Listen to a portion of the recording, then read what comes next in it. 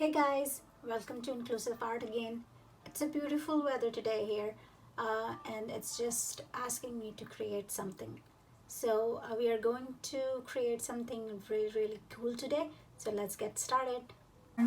How to turn acrylic paints into pour paints. So while most of us, if we have a little bit interest in paints and painting, we already have acrylic paints. So rather than buying expensive pour art kits, let's turn these into pour art. So I'm going to tell you what to use and what measurements. I'm also going to put it down under the video description so you can see it.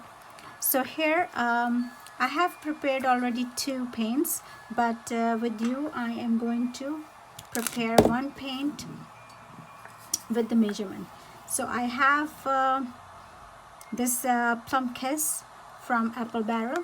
I'm just shaking it real good so everything is mixed up really good. So I'm going to be doing a very small canvas, so we don't need a lot. So I am going to just put 2 you can say teaspoon of paint in the cup.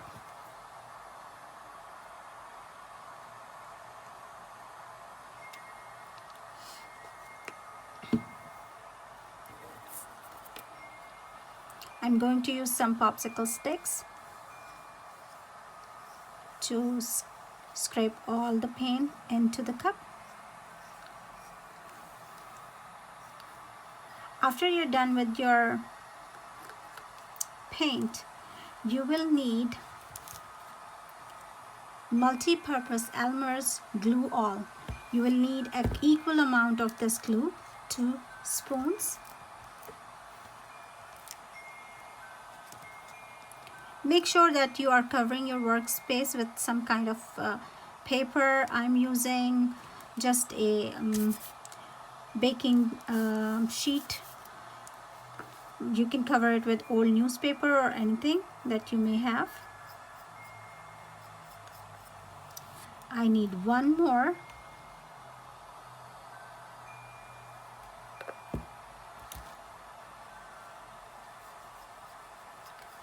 So put it down.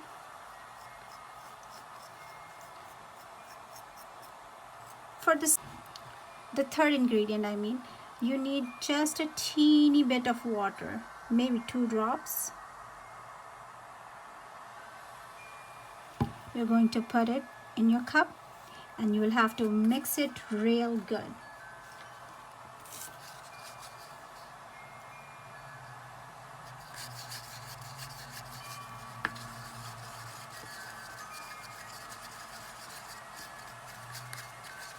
So it doesn't take a long time to mix it. This is mixed our paints. It's important that you wear some kind of gloves, disposable, or the ones that you use when you're scrubbing the kitchen or something. Any kind is good just to protect your hands.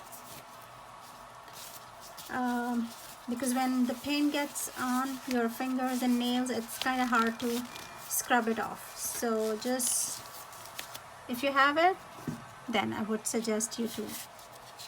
Wait. This is the canvas that I'm using. This is I think 3.5 by 2.5. I'll give you the exact measurement and also put a link under the description. So we are going to start with, I think I want to do purple. Oh, one thing, you will need a tray. So this is one of my baking tray that I have covered with aluminum foil. I'm going to use the same cup that I'm using for paints. I'm going to put it upside down so that I can put my canvas on top of it and let it there for it to be dried. So here is my cup, here is my tray, here is our canvas. These are all 3 of our colors right here. So let's start with, I think I need a little bit more of this glittery color, and I will also add a tint of blue into it.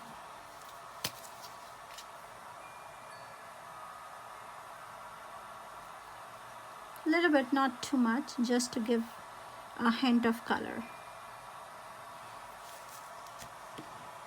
Mix, mix, mix again. Beautiful. Now I want to start with this blue color. So I'm going to pour this in the middle, teeny bit. I'm going to pour my blue color a teeny bit. Sorry, my purple color a teeny bit. I will pour my glittery color, and I'm going to keep on repeating this process.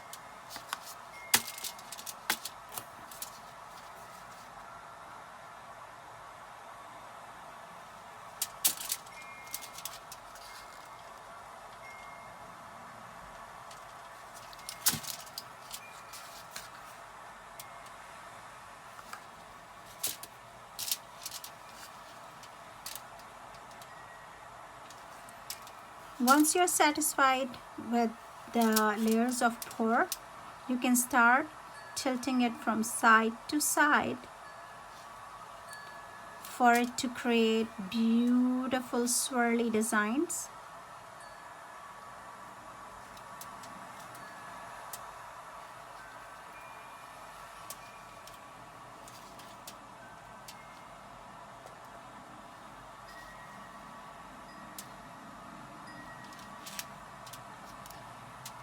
The purple is dominant here.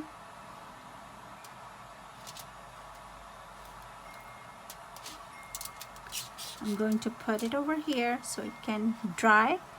In the meanwhile, I'm going to show you what to do when it's dry.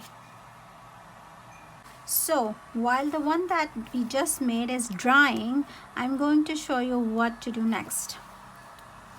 You can paint over it, write something, but I have used my Cricut Maker to cut this design, Home Sweet Home, and I'm going to read it so I can put it on top of this.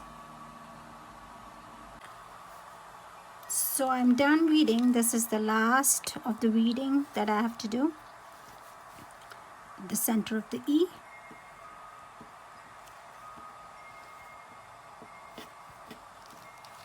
Now what I want to do is that I'm going to take out my contact paper.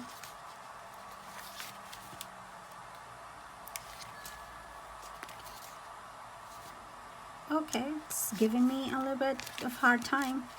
So let me see from other side. There you go. So I'm going to press it down and use my squeegee.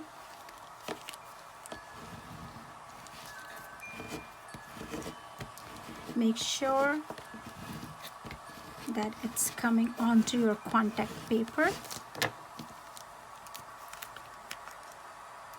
Okay.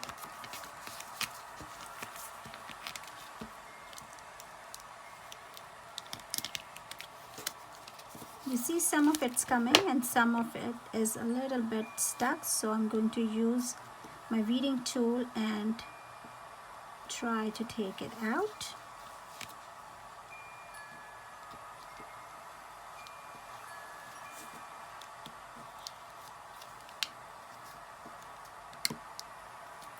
You can definitely paint something with the brush or use a stencil to create something.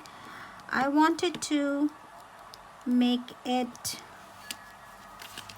as a fridge magnet, so after I'm done with putting my vinyl on it, I'm going to put some magnets on the back, and it's going to be a very cool fridge magnet. Okay.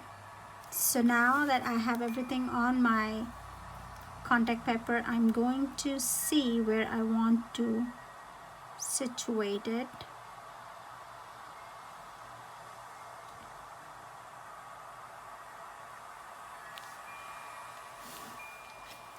So I'm satisfied here.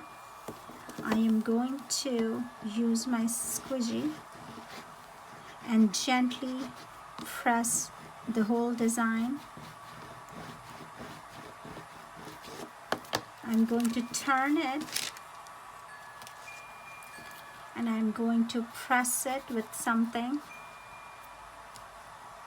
I'm going to use my acrylic paint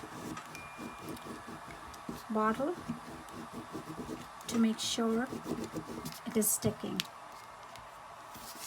Turn it over, gently lift it.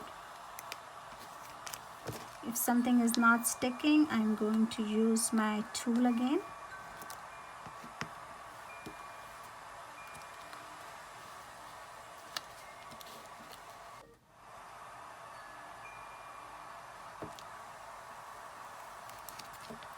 There you go, beautiful.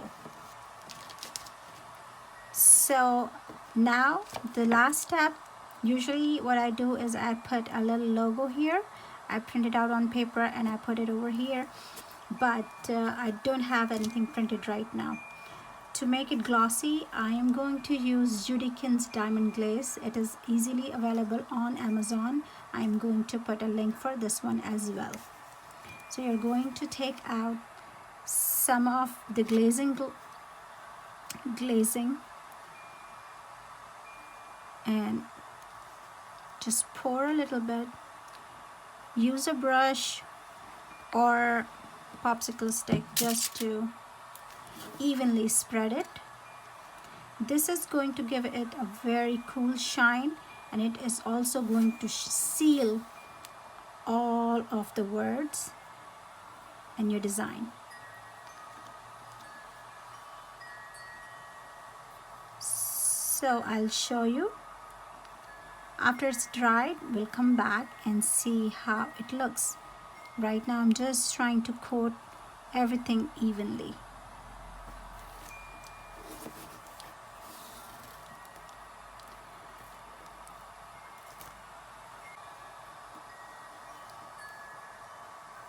So I think it is evenly coated. Everything is coated nicely here.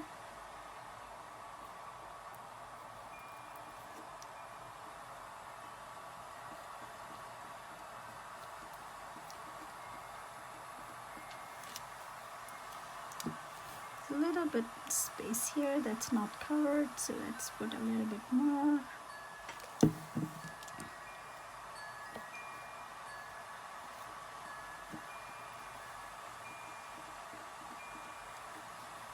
Alright, I'll show you what it looks like when it dries. Hey guys, so it's around 24 hours. You can see the sheen on it. It looks really nice. I painted the sides of it. And now we are going to use, this is an adhesive. This is very good for crafts, E6000. So I'm going to put a little bit on my canvas.